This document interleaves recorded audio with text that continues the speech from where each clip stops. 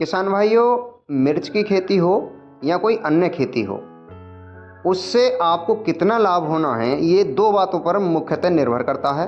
पहला होता है उस फसल का भाव, दूसरा होता है उस फसल से उत्पादन कितना है। अगर बम्पर उत्पादन है और भाव भी अच्छा है तो निश्चित तौर पर आपको बहुत अधिक लाभ आपकी फसल से हो जाएगा। भाव आपके हाथ में नहीं होता, आपके हाथ में कुछ चीज़ें जिसमें उत्पादन को लेकर के अगर आप समय से सारी चीज़ें कर रहे हैं, देख रेख अच्छा कर रहे हैं और पोषण प्रबंधन आपने अपनी फसल का अच्छा किया है, तो संभावना बनी रहती है कि आपको आपकी फसल से उत्पादन बम्पर मिले। जैसे कि आज के वीडियो में हम बात करें मिर्च की खेती में, तो मिर्च की खेती में सारा कुछ ठीक होने के बावजूद अगर आपने कीटों की रोकथाम ना की तो फिर आपका उत्पादन बहुत हद तक गिर सकता है। क्योंकि मिर्च की फसल में थ्रिप्स हुआ, माहू हुआ या फिर जो फल छेदक इल्ली होती है वो बहुत बड़े पैमाने पर हमारी मिर्च को फसल को डैमेज करती है और उससे उत्पादन बहुत अधिक तक गिर जाता है। कई बार ये 50 से 60% तक उत्पादन कम हो जाता है। तो आज के इस वीडियो में मैं आपको बताने वाला हूँ मिर्च की खेती के अंदर कीट से रिलेटेड कितने रोग आते हैं और उन्हें आप किन दवाइयों के माध्यम से कंट्रोल कर सकते हैं बहुत ही अच्छे तरीके से।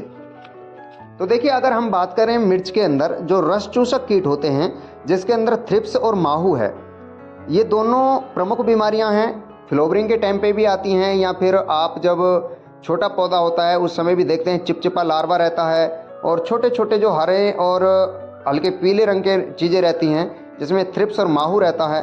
तीसरी जो है सफ़ेद मक्खी और सबसे घातक कीट जो है वो है फल छेदक।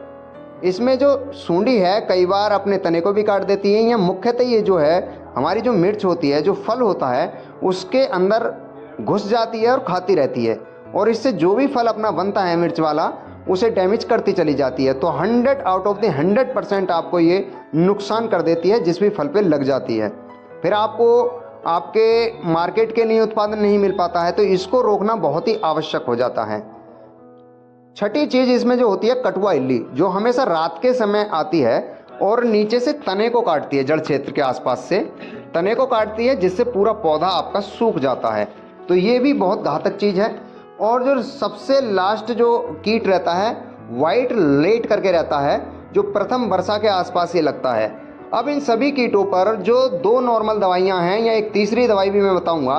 देखिए, जो फिप्रोनिल होती है जिसे अपन जो है वायर का एक आता है जंप के नाम से, जिसमें 80% की मात्रा में फिप्रोनिल रहती है, एक तो आप बोल लीजिए।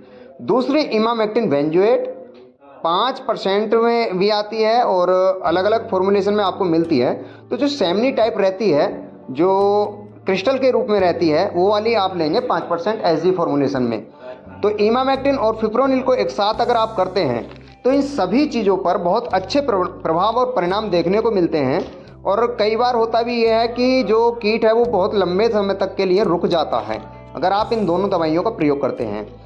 अगर दोस्तों आपकी फसल के अंदर जो इल्ली है, फल छेदक सूंडी है, वो बहु मात्रा में आई है तो फिर आपको लेना है लेम्डासाइलोथ्रिन प्लस थायोमेथोक्सम वाला कॉम्बिनेशन, जो किल एक्स के नाम से है। एग्रोस्टार इसे बना रहा है और होम डिलीवरी भी इसकी है, तो आप कहीं से भी इसे ले सकते हैं, घर बैठे भी आप इसे मंगा सकते हैं। 80 ml पर एकड़ की इसकी डोज है, जो कोई ज़्यादा मतलब पैसे भी खर्च करने नहीं होंगे आपको। और आपको 100% जो फल छेदक सूंडी है उस पर कंट्रोल आपको देखने को मिलेगा। तो या तो आप फिप्रोनिल प्लस इमामेक्टिन बेंजोएट लें या फिर किल एक्स के नाम से जो लेम्डासाइलोथ्रिन प्लस थायोमेथोक्सम का कॉम्बिनेशन है उसे लेंगे।